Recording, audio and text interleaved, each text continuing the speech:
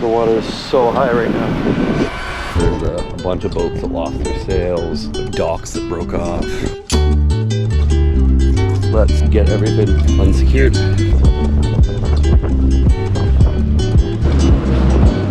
Jesus, the antenna touched. All right, we made it to Orlando. All the ponds are like all overflowing and stuff. But now I'm gonna head, take a stupidly long Uber over to Daytona Beach because there was nothing else that was direct, unfortunately. But yeah, we'll be at Toptional very shortly. We're here getting to the marina. Holy crap, I don't know if you guys, just how much water there is everywhere. The water is so high right now. So we made it back here. Good news is Toptional is safe and sound. Much credit to my neighbor Ernst for helping us out here. Lots of people who didn't prepare properly and just jib sails all over the place. But all in all, we're pretty good. Gonna go meet my friend at the airport. His flight got diverted and have some tequila.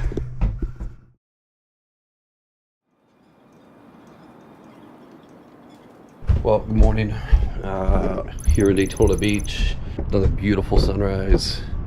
But it's kind of eerie, not gonna lie. It is like dead calm here. You can hear some noise of cars last night, or right now, but there was nothing last night. Like Daytona is still, most of it's without power. The marina is just completely calm. There's a bunch of boats that lost their sails. There's a few sunk boats, docks that broke off. We lost a cleat off of the dock that we're at. Fortunately, a neighbor retied it for us on the spring line. Still not sure if we're going to be able to stay at the marina or not, but regardless, we got to get the sails back up. So let's get everything unsecured. Yeah. Good news, we are going to be able to stay here at Halifax Harbor in Daytona Beach for a little bit. The guy who's on the slip's not coming back for a bit, but we are going to head out. We were going to go out to the ocean for a little bit, but apparently the inlet is completely navigable. Navigable? I don't know if that's a word, but it can't be navigated because of the way the storm pushed the sand in. But yeah, we're going to get the lines off and get rolling. Let's get up there.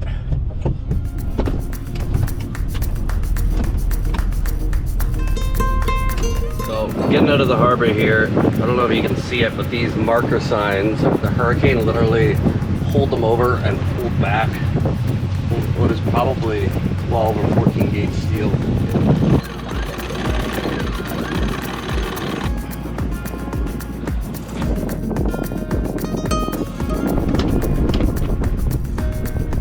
Going up the intercoastal, heading towards Ponce Inlet.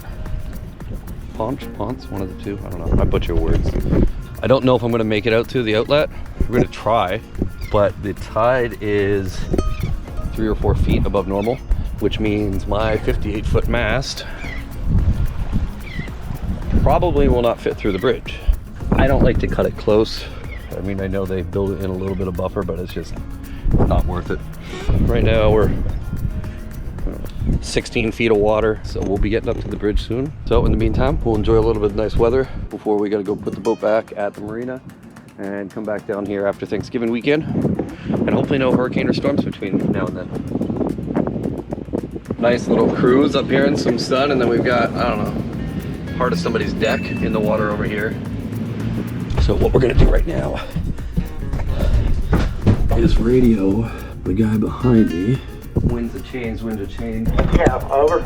There is a pallet just off my starboard bow that I just passed there in the water, just in case you don't see it. Yeah, appreciate that.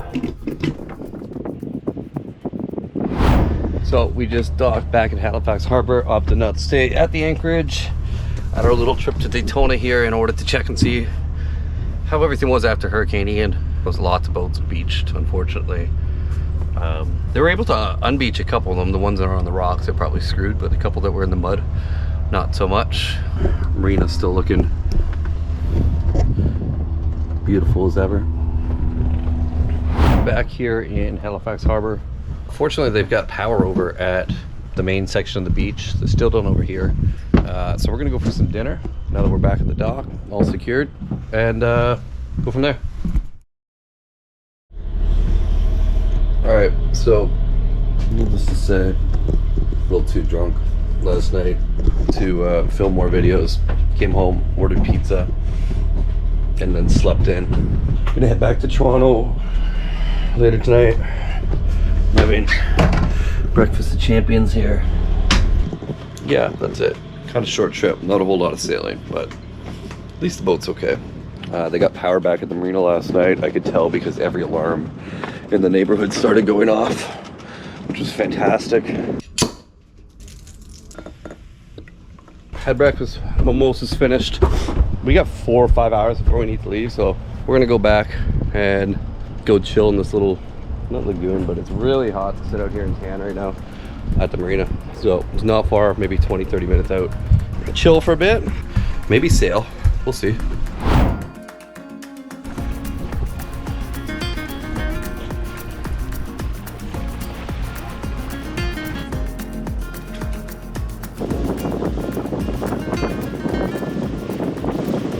So we still got 62-ish feet, so we're fine. Still gonna be pretty close. I'm gonna let you guys see as we go through here. Jesus, the antenna touched. The water's higher, that gauge is off. I just clipped my antenna.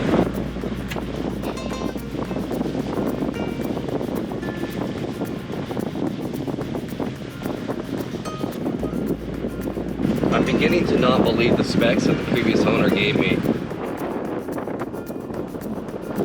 Any of you guys on Seatow, just doing a radio check, I clipped the bridge, I think, with my antenna, and I didn't want to blow up 60. Can any of you guys hear me? That's not a good sign.